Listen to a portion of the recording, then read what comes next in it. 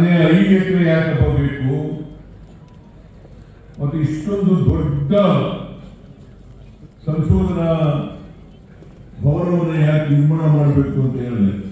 ಇಲ್ಲ ಸರ್, ಈ ಏಷ್ಯಾದಲ್ಲಿ ಇಂಥ ಭವನ ಆಗಿರಬಾರ್ದು,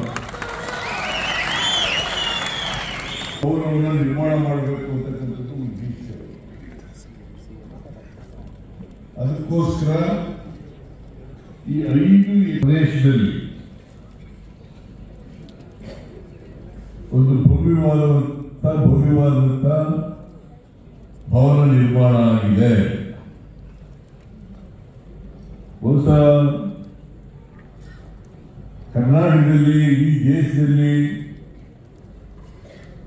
ಒಬ್ಬ ನಾಯಕರ ಹೆಸರಿನಲ್ಲಿ ಇಂಥ ಭವನ ನಿರ್ಮಾಣ ಆಗಿರ್ತಕ್ಕಂಥದ್ದು ಕರ್ನಾಟಕದಲ್ಲಿ ಜಗಜೀವನರಾಮ್ ಅವರ ಹೆಸರಿನಲ್ಲಿ ಇರ್ತಕ್ಕಂಥದ್ದನ್ನು ನಾನು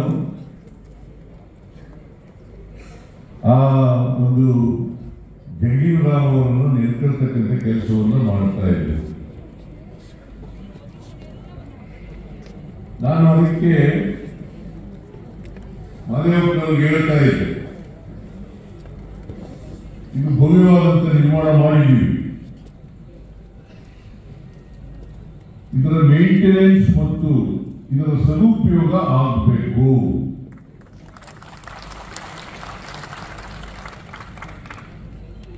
ಅದಕ್ಕೆ ಸಮಾಜ ಕಲ್ಯಾಣ ಇಲಾಖೆ ಎಲ್ಲ ರೀತಿಯ ಕ್ರಮಗಳನ್ನು ತಗೊಳ್ಬೇಕು. ನನಗೆ ಇನ್ನೊಂದು ಕಾರಣ ಏನು ಗೊತ್ತಾ, ನಾನು